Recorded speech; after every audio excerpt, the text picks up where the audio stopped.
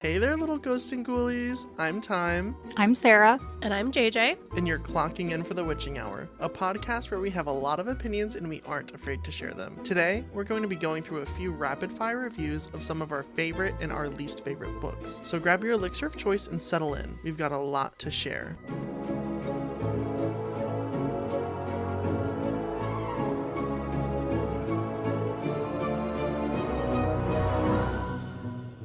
I want to start out with a hot take that has nothing to do with the episode, okay? I want to know where y'all stand on smut and or spice, which is a humiliating thing to say. Hate that we even call it that. Just say porn. Anyway, where do you stand on smut and or porn in fiction? Okay, well, I actually think smut and spice are two different things, in my opinion. Explain. Smut, Yeah, please elaborate for the I feel like audience. smut is like the actual like description of acts, and like the more vulgar you get, the smuttier it is, whereas like spice can be anything from like if you're reading a Regency romance or something, like a glance or like holding a hand or whatever, and then like, you know, it's like the level of like how I think of it as like spice is the level of like how explicit it gets, No, whereas I smut think- is like, I think you're No. incorrect. you're wrong, unfortunately. all right, it's my last And here's- episode, everybody. Yeah, it's been really fun.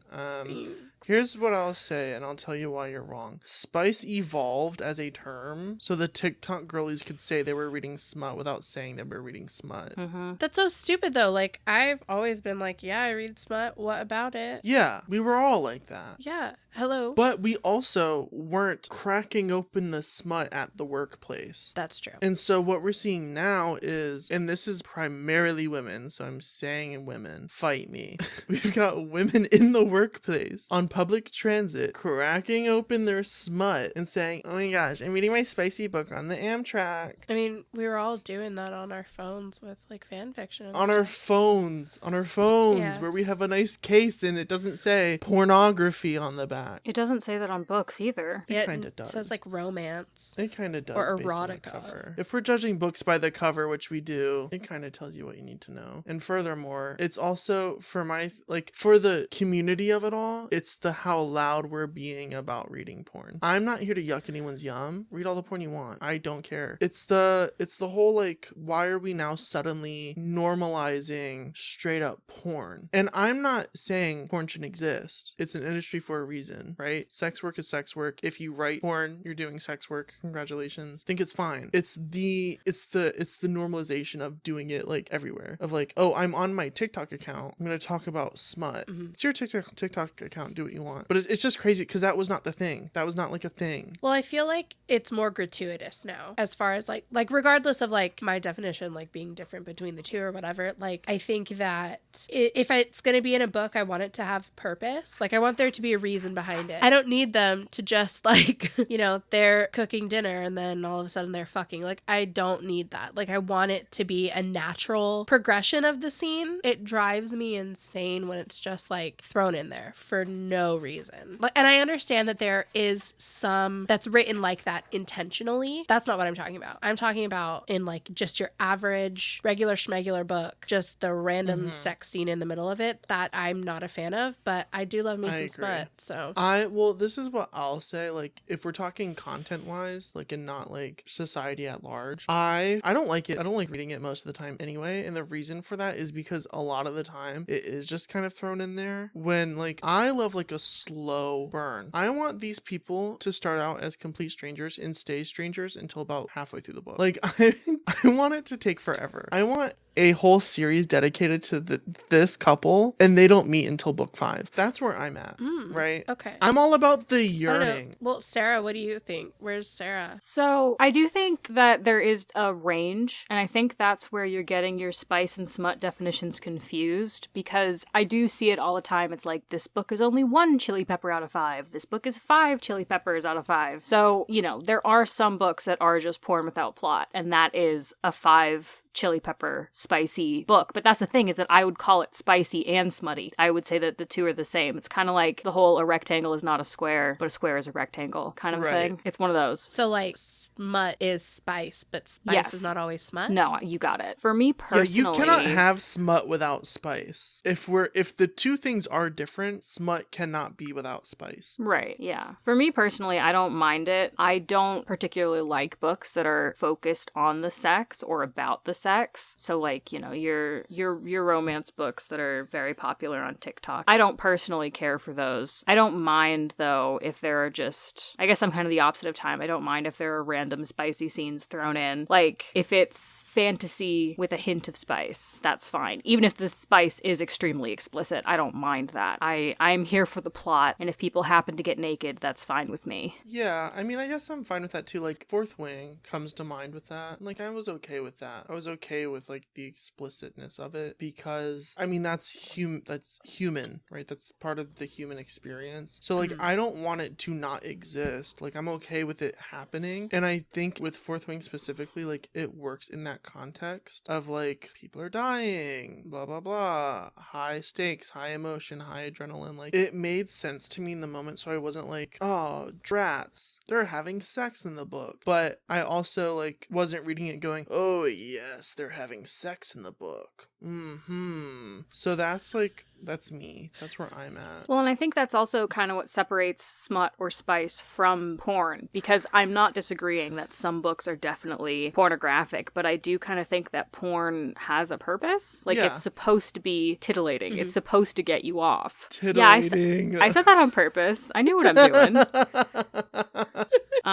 Ooh. Sarah, we cannot keep having your main character energy in every single I did not episode, speak okay? for the We first, can't like, do it. 10 minutes of this episode. I don't know what you're talking And the about. first time you open your mouth, titillated us. I just can't help it. Yeah. No, but I do agree. Like, that's what I'm saying is, like, obviously there's a place for it and a purpose. Like, if that's what wrestles your jimmies or whatever, like, you do you. Get boo. away from me. But I just feel like, I don't know, personally, as somebody who does like reading smut and who, like, for all of the Gen Z, whatever, who are like, oh my God, I read it on the bus. I read it at Christmas dinner on my phone. My grandparents had no idea, okay? My dad had no idea. Hi, Dad. So, like, situations like that, like, I'm not saying, oh, I don't like it, because I do. But I think as I've gotten older, especially with certain genres, I just want it to be more purposeful. Yeah. Because if I want to read just straight up smut, like, I'll find it. Like, I don't need it to, like, pop up like a little Jack in the We Box. have fan fiction. Like, if I want to read, like, Right. crazy out of place smut, I know where to find it online. Like, I guess that's my thing. Like, for me, like, the act of reading a physical book is just such a different experience than reading fan fiction on my little phone. Like, they're two different mediums to me, and they serve two different purposes. Like, if I'm reading a book, it's a respectable activity for me. I'm like, oh, I'm cozy, I'm having, like, the candle is lit, I've got tea, there's a nice pillow under my legs, like, I'm having a good time. If I'm reading fan fiction, I'm feral, and someone needs to check in on me. Like, knock on the door, like Yeah. a raccoon pops It's out. me. It's time. There's some sort of dissonance there for me if I'm reading a book and see fan fiction smut in it. You know what I mean? Because then I'm like, when worlds collide.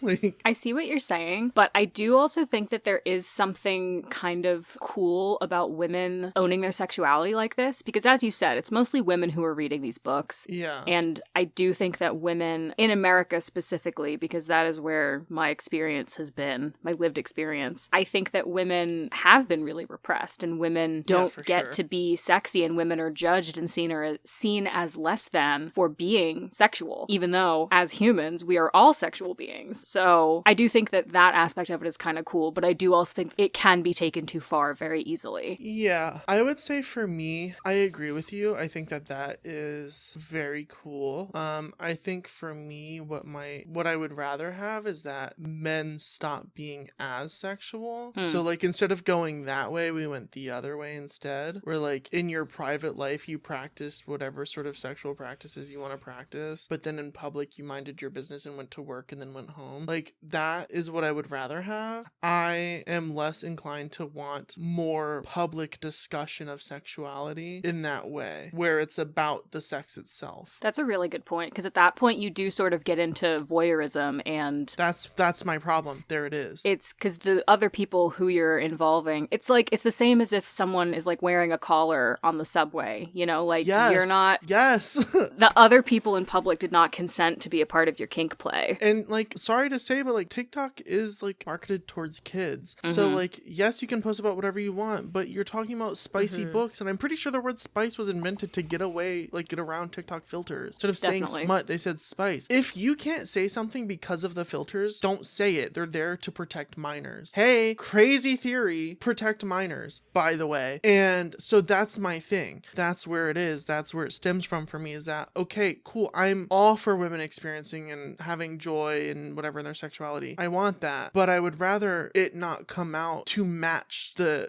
weird outward voyeuristic shit that men do. I would rather men dial it the fuck back to match what women do. Like, that's where it is for me, because now what you're seeing is, instead of just men being pigs, okay, well, now everyone gets to be pigs. Like, and that's the problem, because the children are the ones suffering. Well, but the weird thing is that the children are also becoming so desensitized bad. to it. So like, it is. I was introduced to ACOTAR by a freshman when I was teaching, and they were like, you should totally read this book. And I'm like, okay. So we were like kind of like pace for pace reading the first book, and then I was reading the second book, and well, by the time it hit, I don't remember if it was the second or third book. No, I think it's a third book, when there's like the whole second soup. book. The second book. Okay. So there's like this whole like soup minute, and we were doing silent reading in class, and I hit that point and I was just like so incredibly uncomfortable. One, because a 14-year-old recommended this book series to me, and two, because I'm reading it with a room full of 14-year-olds, and like I had no idea at all. Like we had read the first book pretty much on pace with each other, and then over the break, it was like over Christmas break, that she read the entire next 3 books or whatever. And then I hadn't gotten to read it until after break. So when I came back, and she didn't warn me or anything, and it was just very strange, because they are becoming desensitized to it. And I think that that is why we're like circumventing things, because they are also helping to circumvent the things, so obviously, they can they have can't be access blamed. to it. I mean, we did the same thing, except our internet wasn't restricted. People said, oh, this is porn, and we said, oh, fun, porn, and clicked on it. Like, that's the difference, but it's the same situation where the kids are still being desensitized to NSFW topics in a way that is not safe and not guided by their family or their guardians or their whoever should be there to like sort of give them that talk or whatever. It's like learning about shit on the back of the bus. It's always wrong. It's always racist. Like, that's what's happening, except it's on a massive scale online, and adults are the ones doing it. All of my issues always stem from like the protection of minors for some reason on the internet, and this is one of those things where it's like, I'm so perfectly fine and okay with adults partaking in smut, in spice, in porn, and whatever, but it's when you publicize that to a large audience or in a large platform like TikTok or YouTube, where anyone from any age realistically can watch that, learn about it, and then go interact. It's just a lot for me. Porn used to be something everyone was ashamed of, and now it's not. And I'm not saying we should be ashamed, but like, we should be quiet about it. Everyone should. Like, that's my thing. We should all just go back to pulling up AO3 or whatever on our phone browser under the table at Christmas dinner and smiling, pretending it's not happening. That is so insane to me. Eating your food. JJ's parents, let us know. Text JJ when you hear this episode. Let us know what you think about this now. If they now do. that you know, let us know. Well, so one time, my grandpa, may he rest in peace, asked me what I was reading. The Bible. I was like, oh, just like a story. I'm reading the Book of Job, Grandpa. Come on. The Book of Job. Praise him. Yeah. At Christmas dinner. Get out of here. Any other thoughts on Get smut out. or spice or porn? Great. So now let's get into the meat of the episode. Yes, this was merely the salad salad, prepared for the everybody. meat. It was the soup. It was the soup. It was the soup, the salad, here comes the breadstick. So what we're doing today... In case you're wondering, listeners, we are sponsored by Olive Garden. We are filming from an Olive Garden. Parody. God, parody. So here's what we're doing today. We're going to do some rapid fire book reviews. I have asked Sarah and JJ to provide me a list of books that they would like to review rapidly on today's episode. And we're just going to go through them. Some of these books we love, some of them we hate, and you get to learn all about them. So we're going to start with Sarah. Why don't you go first? So the first book that I want to talk about is actually 2 books. It's Ready Player One and also Ready Player Two. I loved this book so much the first time I read it because I was in high school. And then as an adult, I went back to the series because the movie came out. Also, the sequel came out. And the sequel was so bad that I was like, what did I miss about the first book? Because surely they're the same. And they are. They're both bad. This author is so misogynistic. So, I don't know. I'm sure that he's also racist.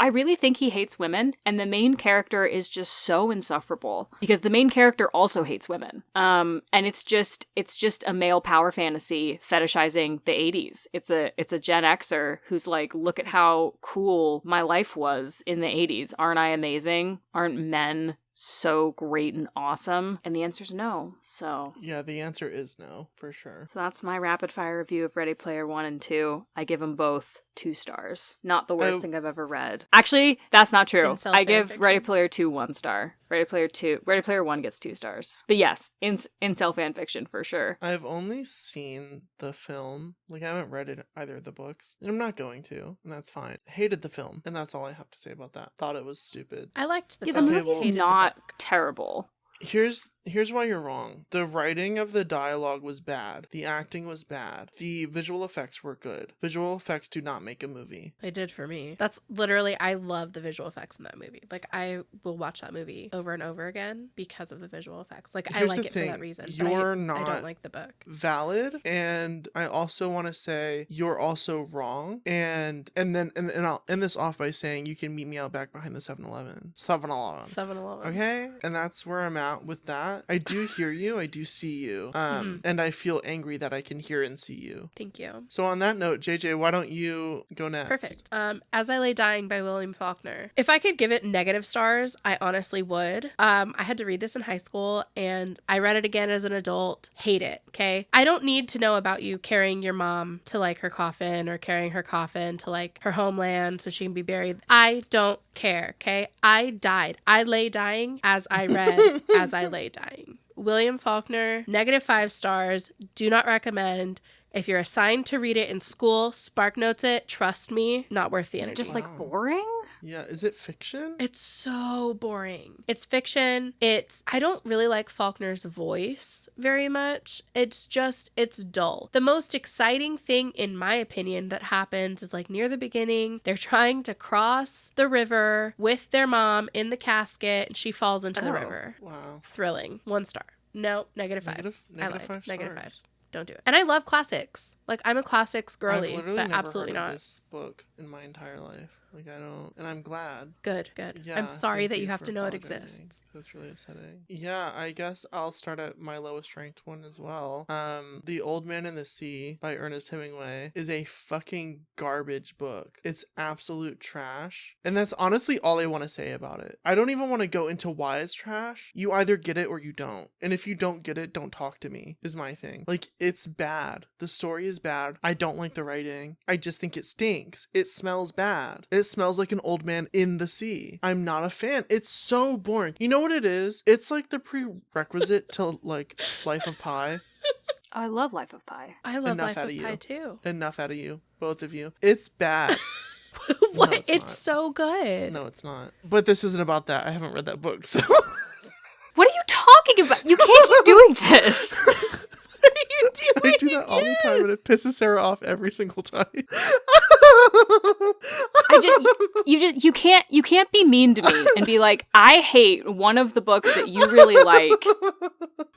Actually, I haven't read it. That just makes us both look like fools. Why would you do that? Because it makes me laugh every time. How would it be a prerequisite though? If you haven't read Life of Pi to know Guy that in it's a boat? prerequisite. He's not even Yeah, in he a boat. is. In Yes, Life he of Pi. is. Boy Oh. on raft. Girl, he's on a piece of something in water. Trying to I gauge watched how the much film. time actually I knows watched about the the Life film. of Pi. All right, you can't keep doing this. Okay, y'all, but here's I think at one point it got cut out from an episode, but I've done this at least 3 times already to Sarah specifically, where I'm like, I fucking hate this thing. And then Sarah's like, what do you mean? I'm like, I don't know, I haven't read it. Anyway, That's my review for The Old Man and the Sea. Fuck that book. I have read that. Hate it. Can I ask what it's about? Because I haven't read it, and I am reserving my opinions because I don't know enough about it. So, with Ernest Hemingway, it's pretty easy. You can look at the title, and that's the plot. He doesn't do Okay. any deeper meaning of anything. It's about an old man and his relationship with the sea. That sounds kind of interesting. It's not. Trust. It's not. There's nothing there for you. It's not an allegory. It's not metaphor. It's just what it is. And his writing is it's this same shit as I Lay Dying, apparently, according to JJ. It's so fucking dull. It's so dull. Okay. I had to read that shit my freshman year in high school. It almost made me not want to be a reader anymore. Like, that's how bad it was. I said, okay, well, if anyone can just write shit now, why am I reading? If I can stumble into this garbage in high school, not even 15 yet, and I'm stumbling into garbage like this. So in 1 year, you had to do The Old Man and the Sea and Romeo and Juliet. Yeah. That's I like Romeo unfortunate. and Juliet. I'm sorry. Grumble. Well, you're wrong. Moving on. You want to talk about trash? Yeah, let's talk about trash. That's trash. Let's talk Need about we rehash? Okay, Taylor Swift. Need we rehash? with your lyricism over there.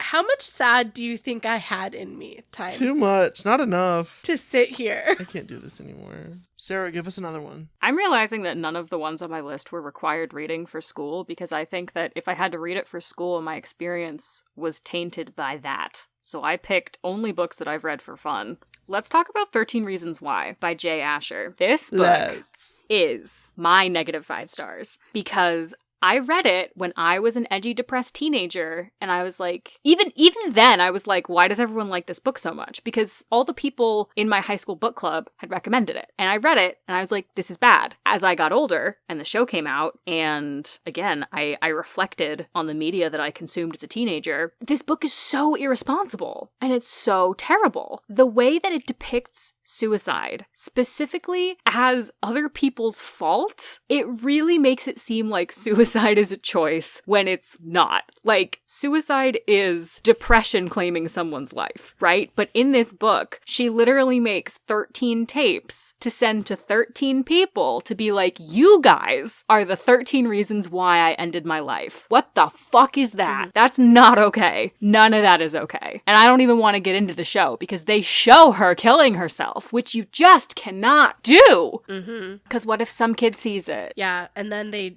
go even further. Yeah, they were like, we're going to make this show even more awful. We're going to show how everyone else in this school is also just having the worst times of their lives here. And it's so irresponsible. And it's also just bad. It's not good. It's bad. Yeah, I mean, I read it. Did not like it. Did not like the TV show. I will say, and this is also very irresponsible, but it was bound to happen. As a teenager, the joke of this is my 13th reason. It was so fun. Oh, we have homework tonight? This is my 13th reason. And it's not funny now. It's not funny now. Because I'm an adult and I know that that's bad. But when I was a teenager, I was like, that right there, peak comedy. All teenagers thought it because I'm realizing that you were a teenager around the age of the kids that I was teaching when I was a young teacher, and everybody, oh, this is my 13th reason. This is my 13th reason. And like we ended up having to have like a very serious conversation in my class at one point about why that's not okay to say. We did too. It was like, y'all, stop making that joke and stop eating Tide Pods. It's really bad because, again, you can't really blame the kids because it's just how it is. Like, it's just the way. But you can blame Jay Asher for writing something so damaging. He like gave permission for kids to act out in really nasty ways. Well, and I don't know, I might be misremembering, but I don't think he put content warnings in either. Not the first. It was before content warnings were really like a thing. Yeah. We weren't doing that. Right. I would kind of argue that his book is the reason why we are so diligent about content warnings. I agree now. because, and it's not even because of the book, it's because of the show, because the show was one of the first times I remember seeing content warnings at the beginning of an episode on Netflix. Like, Yeah. and then after the show came out, when they republished the book, that's when they put in the content warnings. And so I do think you're right. I don't know if like that's necessarily like what did it, but I for sure think that it's a part of it. JJ, what's up? Okay, so this next one is called Gothicana, I don't know, by Runix. It was a 3-star read for me. And it was a 3-star because plot-wise, interesting story. Girl is like magical, kind of psychic, has visions, voice talks to her. She goes to this dark school, falls in love with a teacher who it's like touted as an age gap romance, but it's really not because she's a junior in college and he's 26. So that was a little strange for me because I was like expecting like a legit age gap, not like that. What brings it down for me is the fact that she uses the phrase nether lips. No. Yes. What? Wait, say that again. When What? he's going down on her, she talks about her nether lips, the narrator. Mm-mm. And that, at that moment, I thought, why am I reading this book? But it had such pretty sprayed edges, so I had to keep going. No, you didn't. But I felt like I did. I'm a masochist. I don't know. At the end, it's all tied up in a beautiful, nice little bow, whatever. But 3 stars because plot-wise, great. But how dare you use the phrase nether lips? How dare you? I'm sorry. What the actual how do I say this? Fuck is going on? What's happening? What's going on? Nether lips? Isn't the smut also What's isn't going it also on? like really wild? Like isn't there like blood play and like knives and stuff? Like doesn't it get weird? I could be wrong. Blood That could be a different play? book. I don't recall blood play or anything like that. I do recall him also slapping her pussy. Yeah. Whoa. It was like she got wet. He slapped her. I was like, my God. Whoa. No. And they're like in a car on a cliffside. Oh. I remember you sending a picture of your face as you were reading it, and you looked so shocked and horrified that I was sure something was going on, but it sounds like the writing was just kind of bad. Yeah, I mean, because literally, if you took all of that out, the whole concept of the story is fascinating. It like takes place on this land where there's like this old castle and there are like unmarked graves. Like there's this whole mystery that is like unfurling that is actually super, super engaging. And then we're pussy slapping with the nether lips, and I can't do it anymore. I'm gonna throw up. I need to leave. Yeah, I can't do this. I am gonna read the book though, actually. because it sounds really interesting, unfortunately for me. All right, time, save us. What's next? Time, how are you gonna top that? My next book is Red, White, and Royal Blue. It is a political queer YA. I do not believe it's YA. It's written like one, What but is it is it? not YA. It's an adult Oh, do romance. they fuck? Oh, yeah. Wait! fuck. Hang on a second. Hang on. Because one of my friends loves this book, and she only reads books for kids. Well, I thought it was YA when I picked Well, it yeah, up. but she loves it even after having read it. I don't hate it because of the sex. I don't hate it, period. I will say that. It's a 3-star review for me. The positives are it's about the president's son and the Prince of England. It doesn't get better than that. It does not get better than that. And let me tell you something, it doesn't get better than that. That right there, the most insane conflict of interest I've ever seen in my entire life, and the most catastrophic conflict of interest for multiple nations, for the whole world even. Oh, great. If they were doing aftercare in bed and decided to share some state secrets, the way that would happen, like people could die. Like that's crazy to me. But it is the ultimate forbidden taboo relationship that is still like morally interpersonally ethical, if that makes sense. Like there's no like boundaries of like a personal relationship being crossed with this relationship. And I like that because you still have that taboo feeling of like, oh, we really shouldn't be doing this, like people are gonna get arrested, but no one's being like personally, physically, emotionally harmed by this relationship existing. So that to me is like a very positive thing. What brings it down for me is when you read this book, if you choose to read this right now in the year 2024, it's already so Ooh. dated. The sheer amount of topical things in this book from when it was written, which I think is like 2018, 2019, maybe even 2017, we don't speak like that anymore. The memes are Oh. referenced, which is already like crazy, but they're old, like they're ancient, right? Like our meme economy is a quick economy. We cycle quickly, and it was even that way when this book was written. So I really don't know why she chose to do that, because it's not like a book from the 80s where it's like there's artifacts of the decade. It's clearly a book from the year it was written, so there's less to identify with, or less to, you know what I mean? I also feel like some of these side characters are written a little shallow, they're a little flat, and I feel like the resolution was a little too fantastical. However, she has come out to say like the reason it's like that is because it was written during the election, 2016, that's the year. It was written during the election in 2016, and she was like, I just need something that is like sickly sweet, and it is that. And I don't typically like stories like that, but I had a good time. It's 3 stars because literary wise I'm not a huge fan, but emotionally I had a fantastic, I read it in one day, had a great time. That same day the movie also came out on Amazon Prime, and Uma Thurman was the fucking president of the United States of America, and that alone makes the movie 5 stars, even though the movie is worse than the book. The Interesting. movie is definitely a sugar pill, I would say. Like, I Uma enjoyed watching the Thurman. movie. It was a feel good, but I never read the book.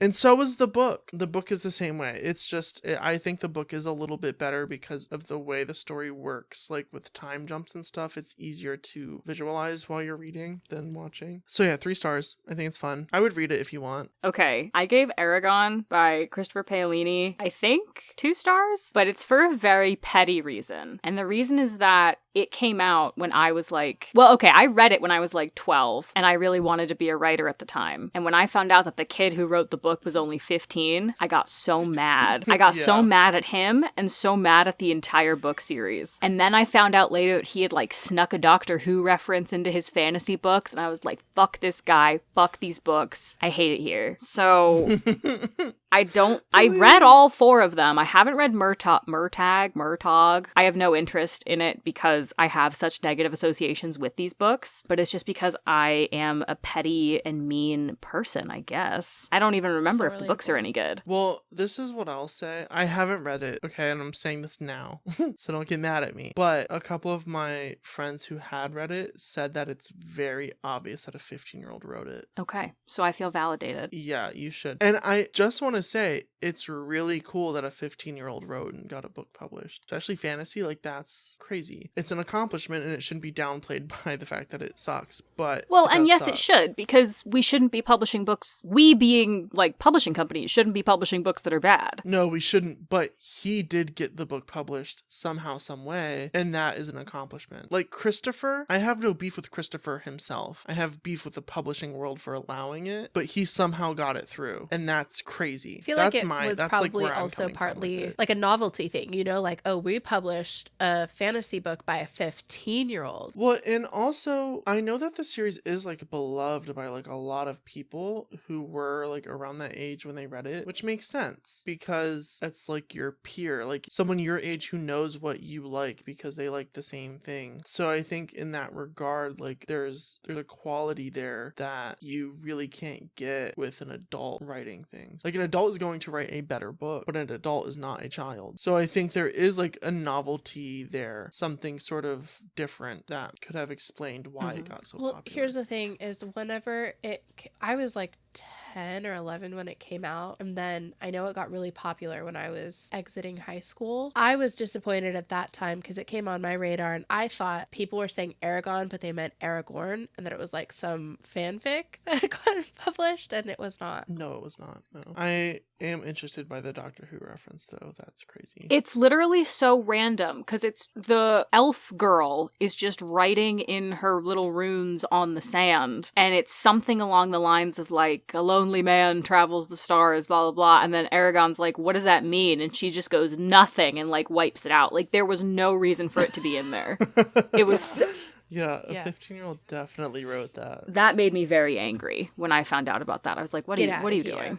That was the funny. reference? Get out of It's here. stupid. Easter egg should add to the plot. Agreed. Okay. I'm gonna do. Oh, okay. This one's actually controversial, I'm sure, with a lot of people. But let's talk about Kingdom of Ash by Sarah J. Maas for a second. I do have to clock out, and I'm gonna mute you, and you're just gonna have to text me because I'm reading the series and I will not be spoiled. I'll just thumbs up whenever I'm done. So I am gonna clock out. Good thing I'm the one editing this episode. Okay, I'm clocking out. Have you ever read a book series and you put so much fucking time, effort, dedication to getting through the book series? You get to the final book and you're like, that was a fucking waste of a tree. That's Kingdom of Ash.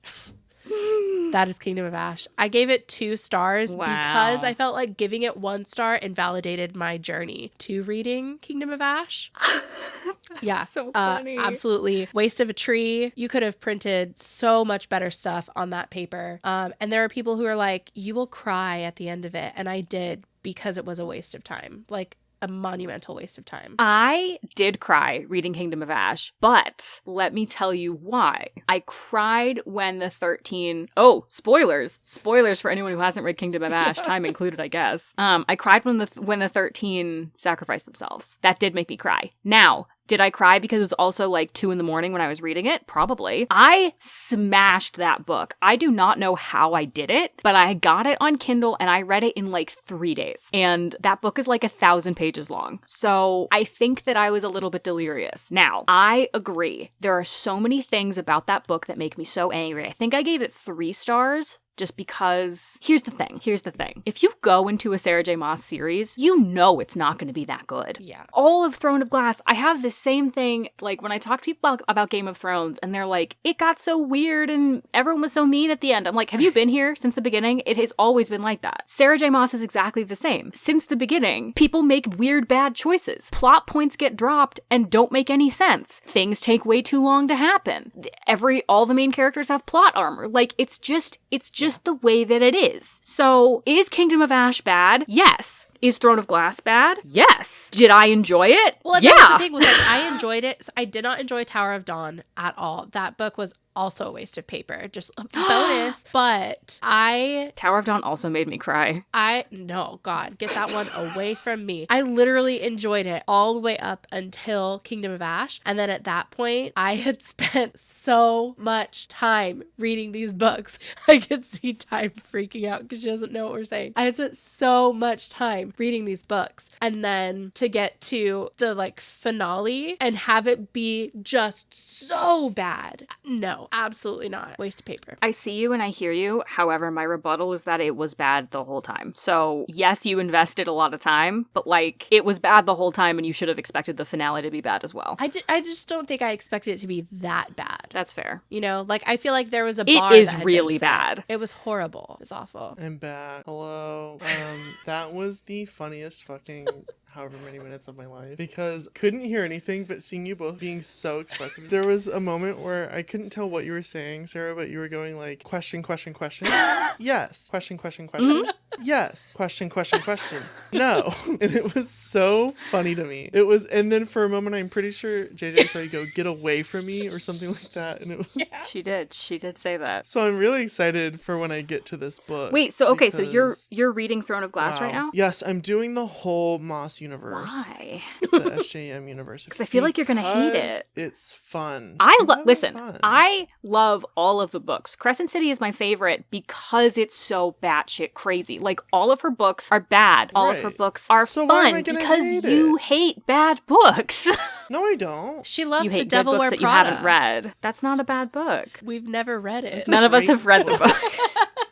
Yeah, We've you never only read hate it. books that you haven't read, I guess. That's fair. No. Here's the thing. I am multifaceted. I contain Okay. multitudes. Okay. Okay. I really love a really good literal book, right? I also sometimes really enjoy garbage. The reason I would ever pick up a book that is about fairies having sex, please understand it had nothing to do with my love of literature. Like, it was fully because I wanted garbage. I wanted to consume garbage. And it is garbage with with that being said, I also will say, again, haven't read Kingdom of Ash, but what I will say about this series, like the universe at large, I really enjoy that it's an accessible form of fantasy for people who normally wouldn't read fantasy. Me being one of them. Like, this was my gateway into fantasy literature specifically. And with that being said, I know it sucks. However, it was the gateway, and since then I've branched out, and like that to me is worth something. And I'm pretty sure everyone knows they're garbage books, and the people who are saying otherwise are not well read. Sorry, read more. Why did you say that? And I just picture Abby Lee Miller. Sorry,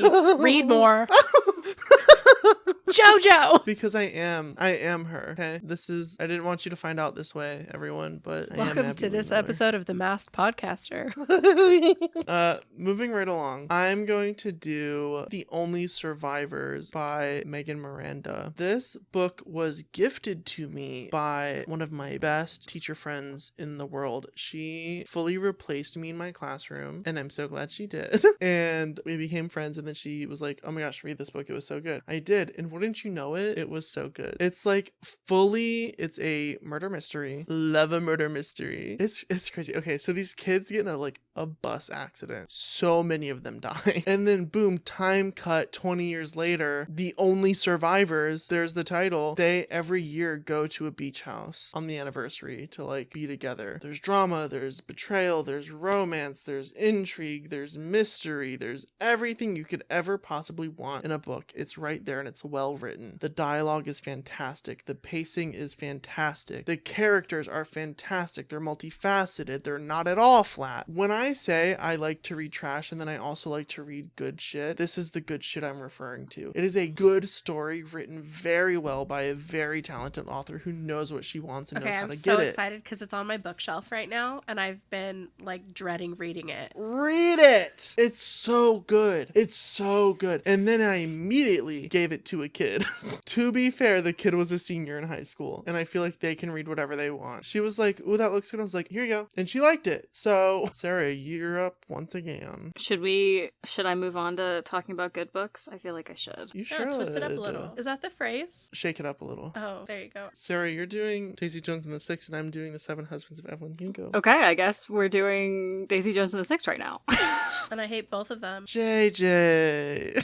JJ. JJ doesn't have good taste, and we know this. All right, well, I'm going to talk about how much I fucking love Daisy Jones and the Six, okay? Okay. Real. Daisy Jones and the Six was absolutely a 5-star read for me, and let me tell you why. I think that I was heavily influenced by the fact that I listened to it as an audiobook, because the audiobook has a full cast, and that makes it so much better. It's like I'm listening to a podcast about a messy and dysfunctional band. And I didn't listen to Fleetwood Mac growing up. I have since discovered them as a band, and I really like them. And I know that Daisy Jones and the Six is inspired by all the drama that went on with Fleetwood Mac. And it's just I just love drama about the music industry. I love musicians. I love bands. I love that movie, That Thing You Do. I love all of it. So this book really did it for me because it felt like a documentary. It felt like things that really happened, even though they didn't. Like, I feel like it so seamlessly fits in with the real world music scene at that time. So 5 stars. Love Daisy Jones and the Six. JJ, before you shit on it,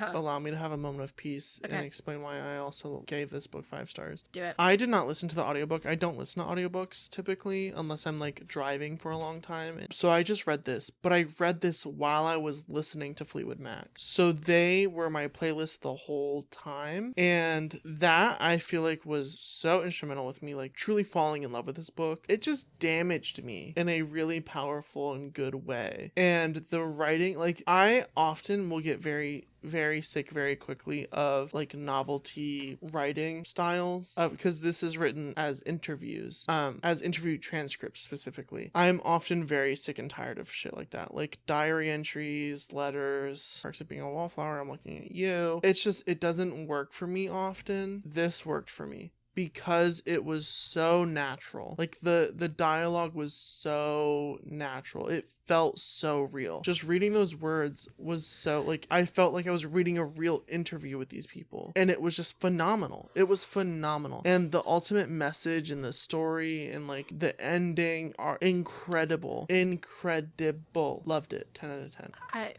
Go ahead, shit on it. Go ahead, shit on it. Here's my thing. I could just go watch a Fleetwood Mac documentary and like be perfectly happy with it. In fact, I have. And I think that's part of like what really just turned me off when I read this book, is that it was so very clearly trying to mimic the dynamic and things of like Fleetwood Mac, and like I didn't like it. It felt like I'll read a retelling all day long. I didn't need a retelling of this. Like I could literally just go like listen to or watch a Fleetwood Mac documentary or something and be even more satisfied. I don't know, it just didn't feel right. But I have a question for you. Mm-hmm. When did you realize that you hated fun?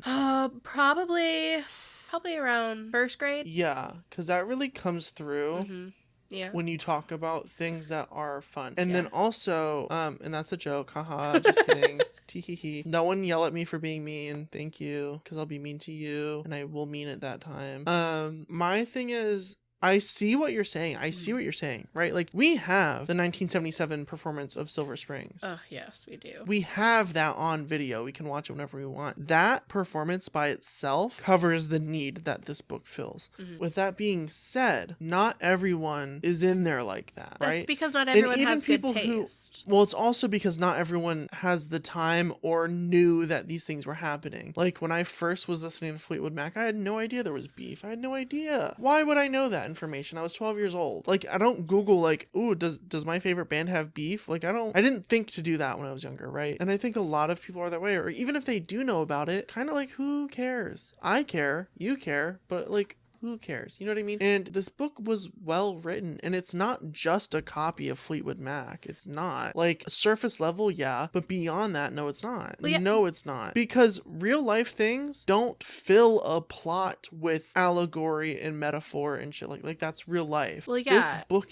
is full of allegory and metaphor and plot devices and everything that take it a level up. Is it more interesting than what happened with Fleetwood Mac? No. Is it interesting from a literary perspective?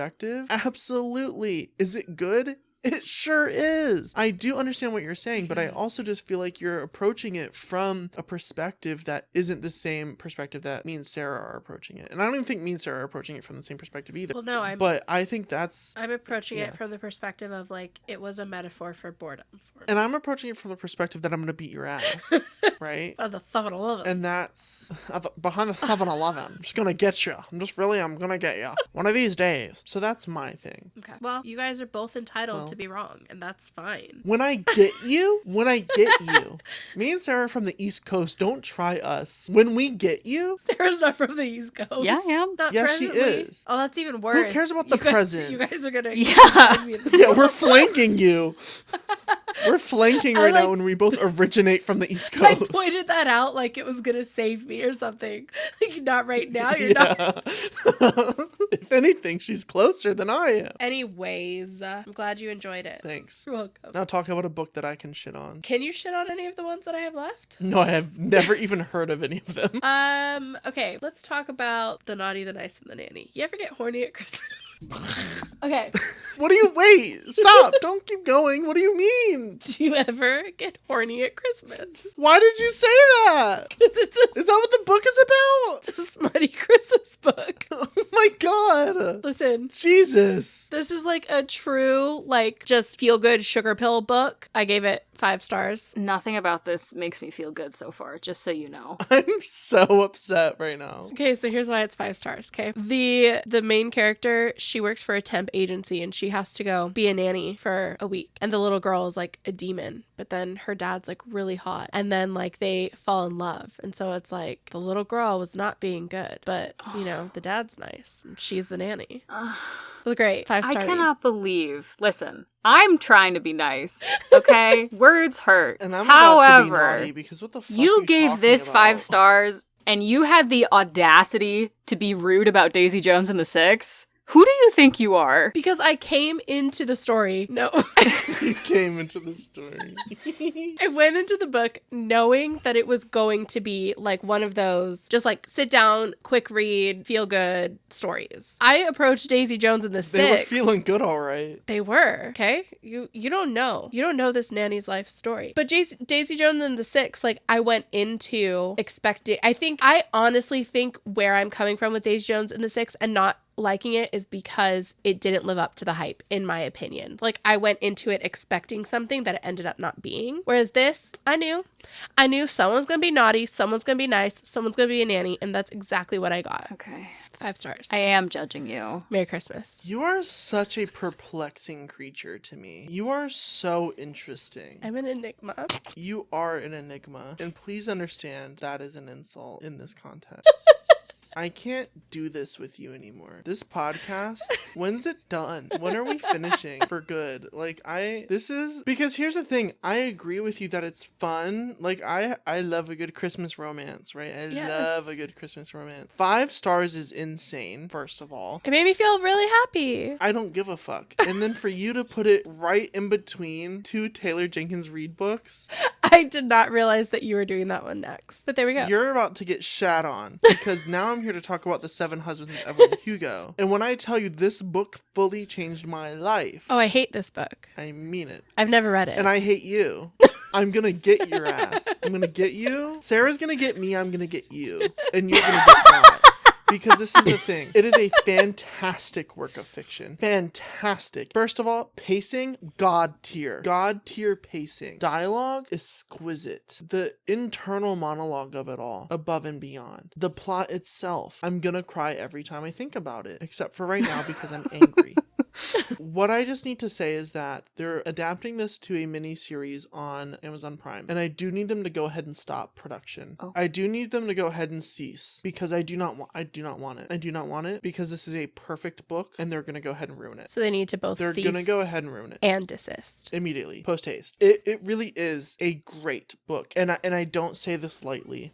If I could rate a book 6 stars out of 5 on Goodreads, this would be one of the very few. It is just quality. It is class. It is spectacular. I mean, the character of Evelyn Hugo is so flawed and so damaged and so everything. She's everything. I don't know. I just feel like it's great. And I mean, I will not spoil this book, but my God. Listen. The ending. My God, the ending. Maybe this will redeem me a little bit. Like, I was not so turned off by Daisy Jones and the Six that I was like, I'm never reading her again. I have The 7 Husbands of Evelyn Hugo. I'm reading it soon. Okay. I do want your thoughts on it because I do understand where you're coming from with Daisy Jones and the Six, knowing what I know about you and how flawed you are as a person. Thank you. But with The 7 Husbands of Evelyn Hugo, there's no reference point for you to like have expectations in that regard. I want your expectations to be high because they should be, because this is a fantastic book, but there's no outside real life counterpart to work off of. It's a fully original work and it's great. Well, and I do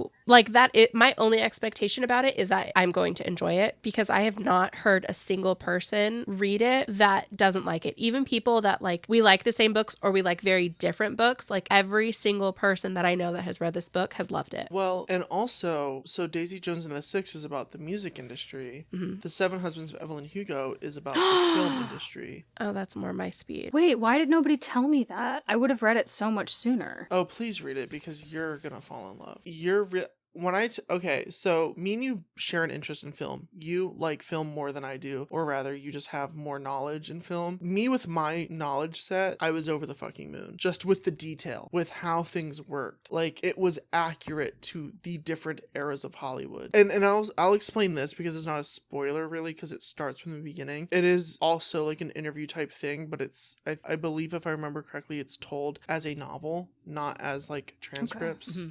I think, but it's interviewing the life of Evelyn Hugo, this actress, and so she starts at the beginning, and she's old, so she was at like the beginning, and it just goes through her career and her life and the different jobs she took and how they went and the connections she made, and that's the part that's interesting, is the connection she made off screen in Hollywood. Right. So just from like film nerd perspective, it's really a treat I'm excited to read. So yeah, everyone read that. By the way, I will say, last thing, it took me a really long time to read this, even though all of my friends, and when I say all of them, I mean all of them, were like, you need to read this, you need to read this. I'm like, they were all down my throat telling me to read this, and I said, I don't want to. And then I did, and I said, oh. Very good. So yeah, that's where I'm at. All right, Sarah, hit us with your next one. Let's talk about a book that no one has heard of that I really love, and it is called The Forbidden Game, and it's by L.J. Smith, the same person who wrote the Vampire Diaries. I actually learned something recently about how she was working for a publishing house as part of like a collective, and a bunch of people were working on the series, but they were all published under the same name.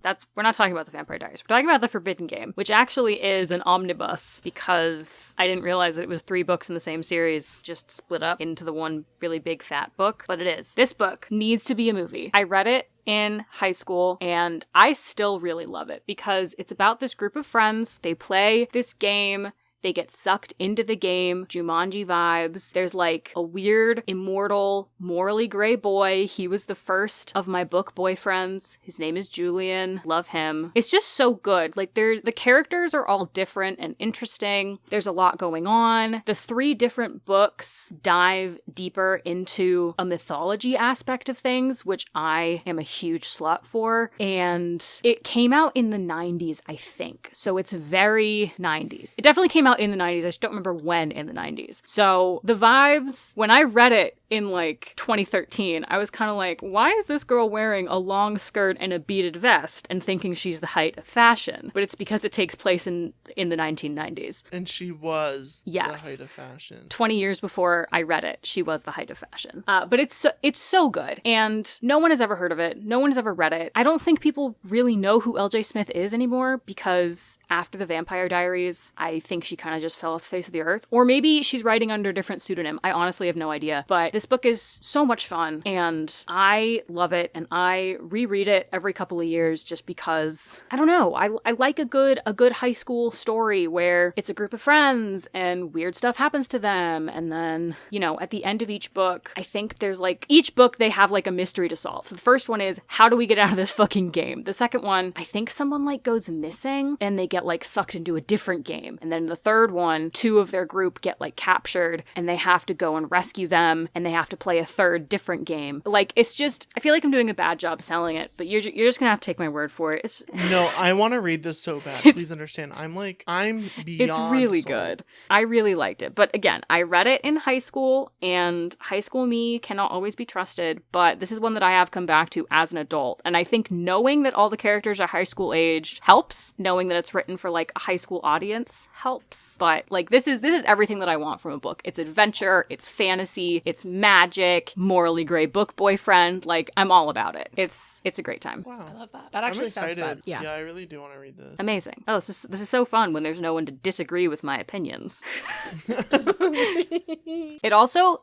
I actually would love to see this as a movie. It would be great. People would rip it to shreds because they'd be like, you just did Jumanji. And to those people, I say 7-Eleven. You know what? We've all been living in Jumanji, okay? So at this point, anything goes. True. Well, and in Jumanji, like, The universe has ripped off Jumanji. the game comes out to them. I guess in the newer ones, they go like into the video game, but this is a board game, and they end up inside the board right. game. It's just it's so good. Did y'all ever watch Zathura? No. It's like Jumanji, but with outer space. And when I tell you, I don't know which one came first. I don't know which one copied the other. I don't know if it's by the same studio. I have no idea any of that information. What I will say is that Zathura was way better for me personally. Good to know. Okay. Okay, JJ, go ahead. Okay, so this next one is The Man I Never Met by Elle Cook. This was like a super quick 5-star. I think part of what made it a 5-star for me was I did listen to the audiobook, and there was like some production as well. So when they were in different places, there was like a little bit of production happening that kind of like drew you into the story. The thing I really loved about it though was so the main character, Hannah, she gets a phone call from an unknown number, and when she answers it, it's like a misdial, and the person is trying to call for a job interview. And then he does the interview, and he like texts her afterwards like, oh, interview went well, whatever. And then they start talking. He's like going to move to London and whatever. But literally throughout this entire book, like, they build a relationship without ever meeting. And when they do finally meet, it's like the perfect like slow burn build up payoff. It was great. I love it. 10 out of 10. Do recommend. Don't go into it if you're wanting like high fantasy, high romance, nothing like that. It is just a beautiful two humans, one miscommunication, a whole lot of fun. It's so funny because I'm looking at this and I'm so like suspicious of it. I'm like, he's gonna be a murderer. She's gonna be a murderer. Like something bad is gonna happen to these people. But it's that's just how nice. it felt the whole time. Yeah, the whole time I was waiting for the shoe to drop, and the shoe never drops. That feels like It is like genuinely so good. that sounds like kind of a letdown though. It surprisingly wasn't. And I think it's because of the way it like builds up to them finally meeting. It didn't, at least to me, it didn't feel like anything was missing. And it was kind of like it alleviated any of the anxieties that I had throughout of like when is the shoe gonna drop? Is this I was like, there is no is shoe. this just You've Got Mail? No.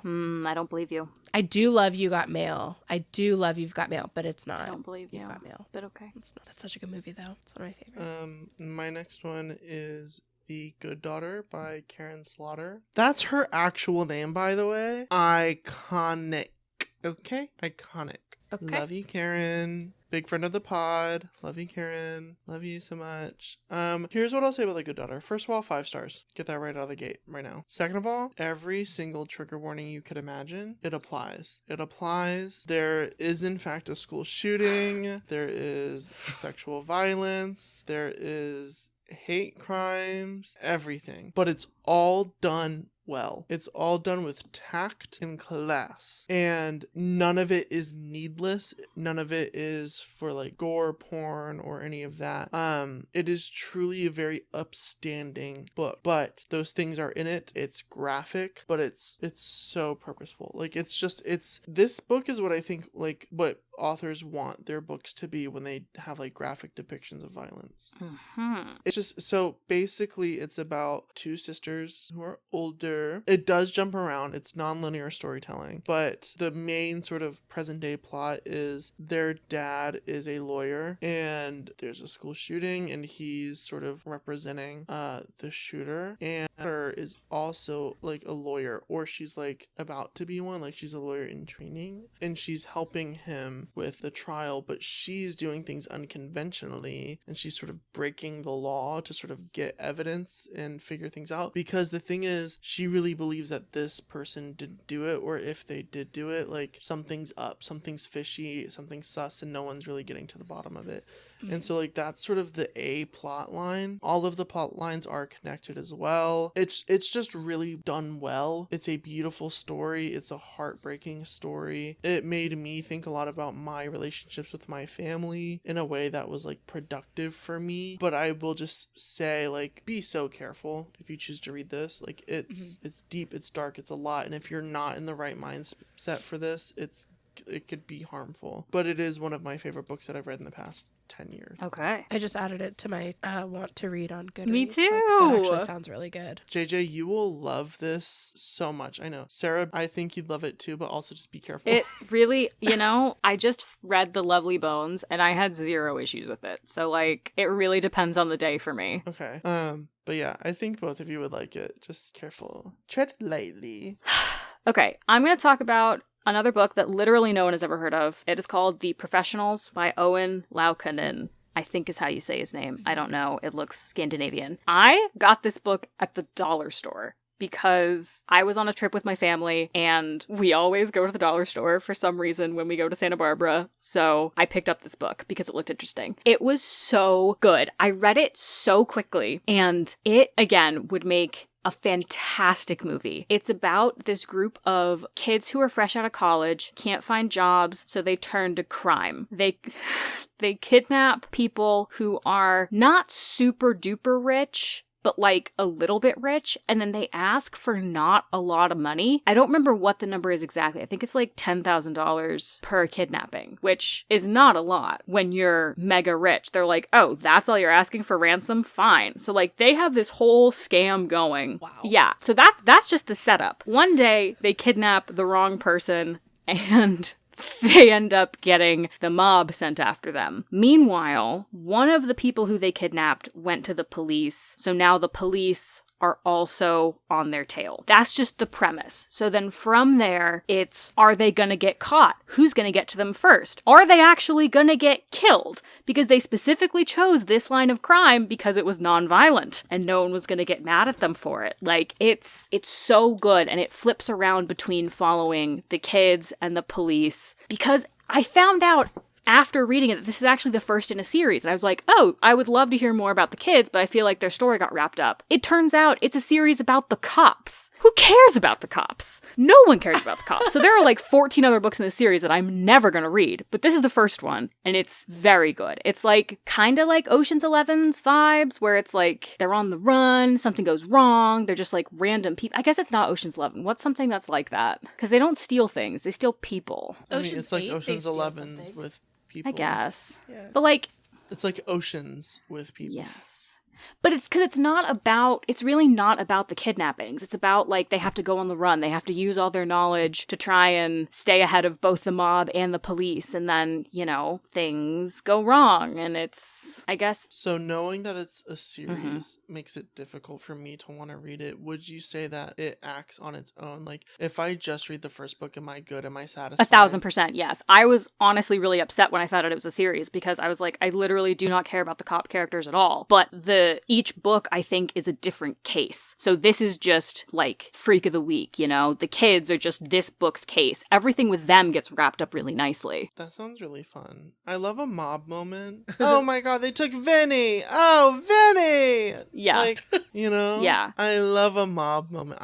So fun fact about me, it's been my dream for years. And by years, I mean decades. I've only been alive for 2, but decades. I've wanted to marry into the Italian mob so bad. So bad. It's not even funny. Like, I want to be like a mob princess. Like, I want to marry Vinny, right? And I need Vinny's dad to think of me like his own child and protect me at all costs. And I want responsibility too. Like, I want to get sent out on the job sites. I'm here for it. Like, I'm ready. I'm willing to work. Hey, if you're listening and you're connected to the Italian mob, hit me up. Hit me up. I'm actually fine. I don't need to marry in. I just want to be in. Oh. I'm not Italian, but I feel like that shouldn't matter. Just let me in. It matters a My little. grandpa- I in can the mob. speak a little. I can speak a little Italian. You know, benissimo. Va fa Napoli. Tutto a posto. Zappolis. My grandpa was in the Italian mob. He was connected. Can you get me in? Well, he died when I was 6. Rest in peace, Grandpa. Okay, but he knew people. Get me in there. I want to be in the mob. Come on. I'm from Jersey. Come on. Ma, don't cry. Come on. Like, I'm meant for it. I'm from New Jersey. That's true. So was my grandpa, actually. Well, of course, he was in the mob. What did you think? Where did you think he was from? Come on. Your grandpa Vinny, right? No, Stan. But, you know. Stan. That somehow feels more mob than Vinny. I don't know how. I agree. Vinny's Dang not it. like Vinny's not a high player in the mob. Vinny No. is someone's son in the mob. Like, Yeah. Stan's like a boss. Vincenzo, come on. Tutto a posto. Anyway, It's spaghetti. I do want to read this book. I love the mob. And I also love kidnapping. I love kidnapping rich people and selling them for ransom. It's so good. Like the satire of it all, because like, who didn't graduate college and think, you know what, crime would be easier than getting a desk job? Oh, yeah. Well, yeah, I just Well, graduated college and here I am doing crime. Well, Does stripping count? Because that was my thought. Was like, I could get a job where I No, could that's be a above stripper. board. Okay. Well, then I've never had the crime thought, I don't think. okay. Well, I did think about like massively illegal drugs. yeah. Like, I was feeling like an Orange is the New Black moment, like obviously without the arresting, but like what Piper was doing before the arrest occurred. Got you. I was really into that the day I graduated from college. Didn't do it. Hey, the law? I didn't do it, and I'm currently not in the mob, so don't fucking try me. I don't know shit about dick, all right? Mind your business. And I also love that it's like a satirical. Yeah. It has to be. When you have the mob, the cops, and rich people being ransomed, like, it has to be satire, or else I can't interact with that. Like, you can't do that and take it serious. No, that's why I like it, because like it truly just all spirals out of control so quickly, and it feels like a movie, and it's they're always like, well, we're just some crazy kids. It's like, yeah, you are. Your life is crazy because it's a book. That would be a great movie. Yeah, it does sound fun. Love it. All right, JJ. I want to preface this by saying I don't really like reading nonfiction on the whole, okay? I want to read to escape. However, the top book that I read of 2023, and I still have not read a book since that I have considered to be like so impactful or good, was Friends, Lovers, and the Big Terrible Thing by Matthew Perry. It was like an autobiography. May he rest in peace now. It honestly was really eye-opening. I think also interesting from the perspective of somebody who was like big into theater and wanted to be an actress and everything, like hearing his experiences and everything and how that ultimately led him down the road he was on. He like obviously struggled with addiction for a really long time, but you actually find out that he struggled with that from birth because he was a colicky baby and they gave him barbiturates to like help with the colic. And so literally like from the time he was born, he was like addicted to a drug of some kind or another. I feel like it's something that everybody should read just because it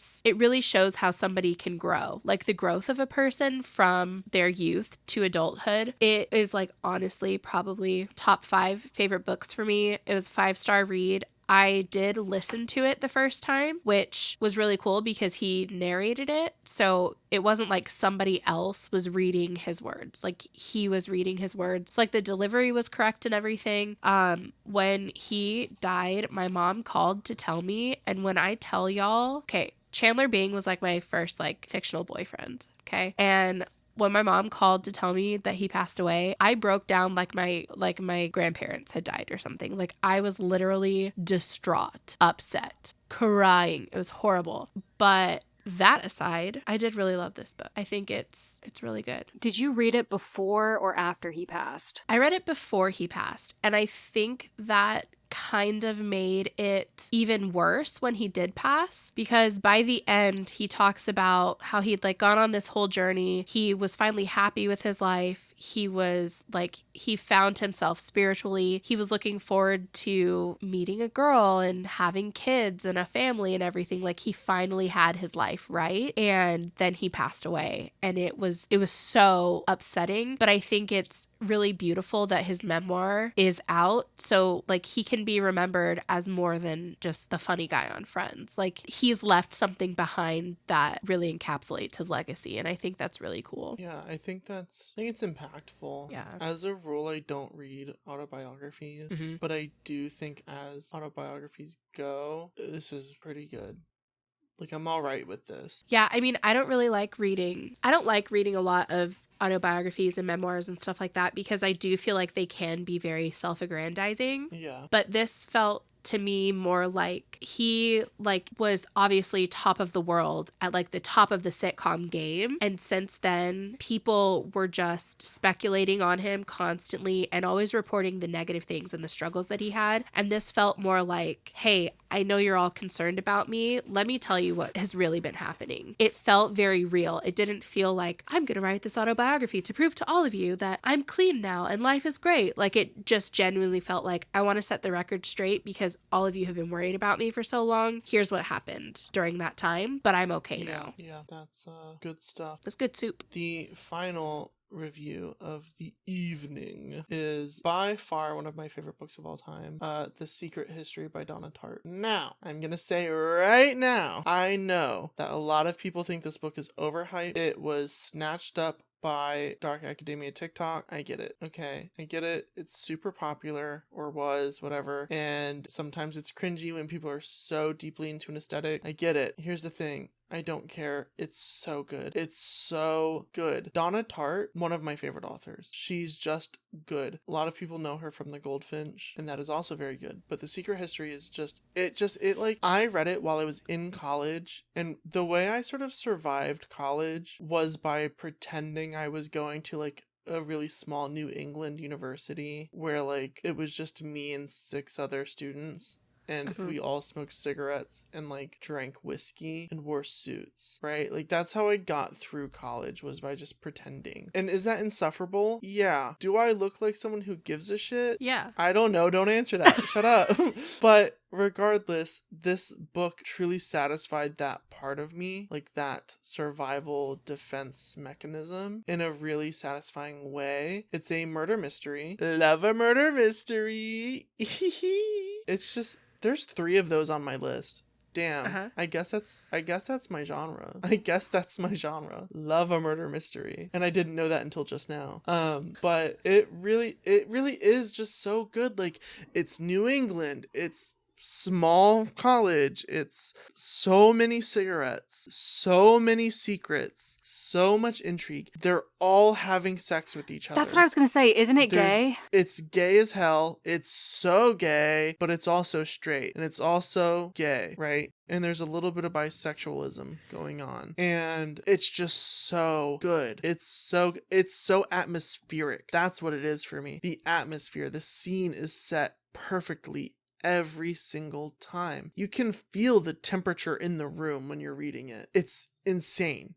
It's insane. I read that also while I was teaching, and it just felt so, like, I was like elevated. While I was reading this book, I was an elevated person. And then as soon as I finished the book and I put it away, I went back down. It's just a great book. I'd never heard of this book until like this very moment. You had never heard of Really? it? Are you even on Book Talk? No. Well, yeah, but I don't know. I don't really. It was on Book Talk Anyway. a couple of years ago. Like, it wasn't like a recent. Well, so I've seen this cover. Like I looked it up. I have seen the cover, but I've never Yeah. like heard details about the story or anything. Sounds fascinating. It sounds like Saltburn a little bit. Yes, it does. It does. Okay, that scares me a little. But it's not like Saltburn in the way that, like, it's nothing freaky happened. Okay. If that makes sense. And also, for the record, I love Saltburn. Saltburn triggered me. Listen, there's some of the stuff in Saltburn that I was just like, I could never listen to Murder on the Dance Floor again without being scarred, but maybe I'll listen and read this and I can listen to it again. I do want to say, for the people who are like hardcore, and I don't want to get into it. I don't want to get into it because I won't shut up. But the people who are like hardcore haters of Saltburn, I feel like this is going to be so annoying of me to say. In order to truly grasp Saltburn, you have to be queer. And I'm sorry, but that is unfortunately very true. And that's my opinion. That's my opinion! No, I just feel like it is like, it's a queer story. There's no pathway to heterosexuality in that film. Like, there's no experience in there that can be understood in a healthy way, in a straight way, if that makes sense. Can we circle back to The Secret History? Yes. Yeah. So, but yeah, my final thoughts are that it's a really incredible book. I mean, it's a murder mystery. It's very academic. They're studying ancient Greek, like the little group, which is really fun. And like, that plays a big role in the plot, which is super fun. Their teacher, who is their only teacher for the most part, plays a huge role in everything. They're rich as fuck. Some of them are rich as fuck, not all of them. And that, the class of it all, plays a huge role in the plot. And that is super, I love like a class commentary moment. It's really just quite good. It's a good commentary on sort of like class, sexuality, mental illness, addiction, everything. Like, it's good. And I do understand why people don't like it. It's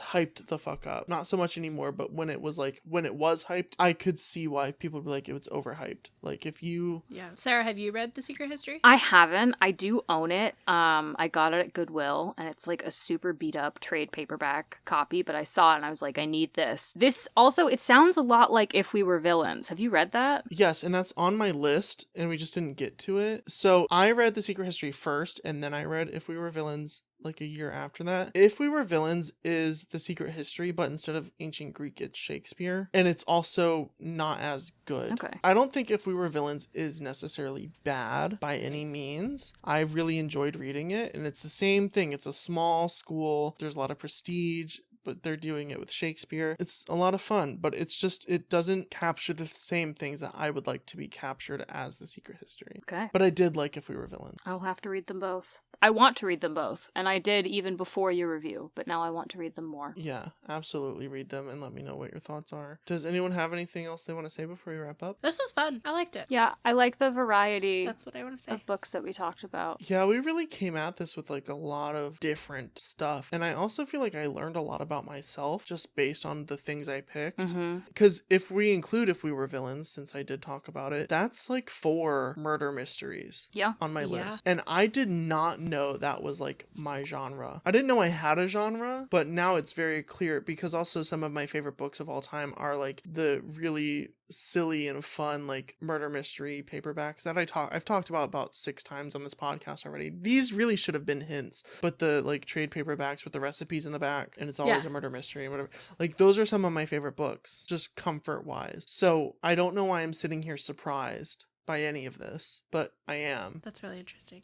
I didn't think I was a mystery girly, but I guess I am. All right, so with that, thank you for clocking in for the Witching Hour. To share your opinions on our opinions, head over to our social media accounts. All links and information can be found in the show notes, and we'll see you next shift. Bye.